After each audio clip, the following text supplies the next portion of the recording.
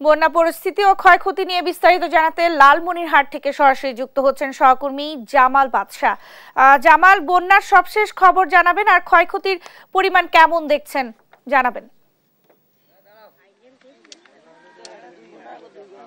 Nancy, লালমনিরহাটে কিন্তু তিস্তার পানি অনেকটাই কমে গিয়েছে। বর্তমানে তিস্তার পানি বিপদসীমা 63 সেন্টিমিটার নিচ দিয়ে প্রবাহিত হচ্ছে।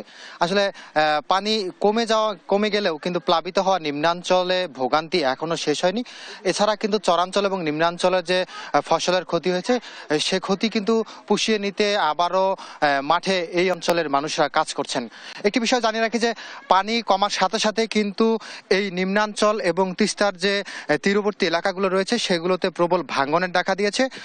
সম্প্রতি কিন্তু পানি উন্নয়ন বোর্ডের অতিরিক্ত মহাপরিচালক এবং পানি উন্নয়ন বোর্ডের অন্যান্য ঊর্ধ্বতন কর্মকর্তা এবং লালমনিরহাটের জেলা প্রশাসক এই ভাঙ্গনপ্রবণ এলাকাগুলো পরিদর্শন করেছেন। তাদের সাথে আমাদের কথা হয়েছে। তারা কিন্তু এই নদী তীরবর্তী মানুষকে আশ্বাস দিয়েছেন যে জিও ব্যাগ ফেলে ভাঙ্গন প্রতিরোধে কাজ করবে। আর নদী তীরবর্তী যে ভাঙ্গনপ্রবণ মানুষগুলো রয়েছে তাদের সাথে আমাদের কথা হয়েছে। তারা যেটি আমাদেরকে বলছেন যে এই প্রতি বছরই তিস্তার ভাঙ্গনে কিন্তু তারা দিশাহারা হয়ে পড়েছেন। এক একটি পরিবার কিন্তু একাধিকবার বাড়ি সরিয়ে অন্যত্র আশ্রয় নিয়েছেন। অনেকেই ভিটেমাটি হারিয়ে অন্যের জমিতে আশ্রয় নিয়ে তারা বসবাস করছেন। এছাড়া কিন্তু ফসলি জমি হারিয়ে তারা কিন্তু একেবারেই নিঃস্ব হয়ে গিয়েছেন।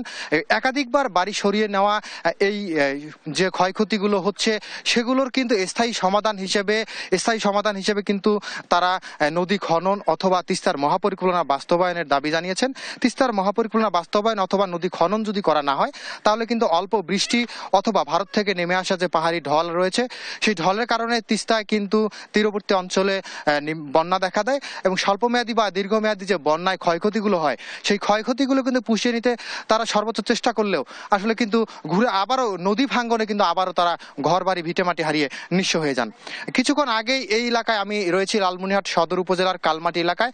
এই এলাকায় লালমনিরহাটের জেলা প্রশাসক মোহাম্মদ উল্লাহ পরিদর্শন করেছেন এবং তাদের সাথে আমাদের কথা হয়েছে। তারা এই এলাকার মানুষজনকে এবং আমাদেরকে জানিয়েছেন যে তিস্তার যে নদী ভাঙ্গন রয়েছে সেই নদী ভাঙ্গন রোধে তারা কার্যকরী পদক্ষেপ নেবেন। তবে কার্যকরী পদক্ষেপ বলতে পানি উন্নয়ন বোর্ড যে পরিমাণ মাটি এবং বালি ভর্তি করে জিও ব্যাগ পানিতে ফেলে ভাঙ্গন প্রতিরোধের চেষ্টা করেন এটি কিন্তু অতি নগণ্য। এই নগণ্য পদক্ষেপের পরিবর্তে স্থায়ী পদক্ষেপ গ্রহণ করার জন্য আসলে জোর দাবি উঠেছে। এই ছিল লালমনিরহাট থেকে বন্যা পরিস্থিতি উন্নতির সর্বশেষ খবর। ন্যান্সি। জামাল, আপনাকে ধন্যবাদ। দর্শক, লালমনিরহাট থেকে আমাদের সঙ্গে যুক্ত হয়েছিলেন সহকর্মী জামাল বাদশা।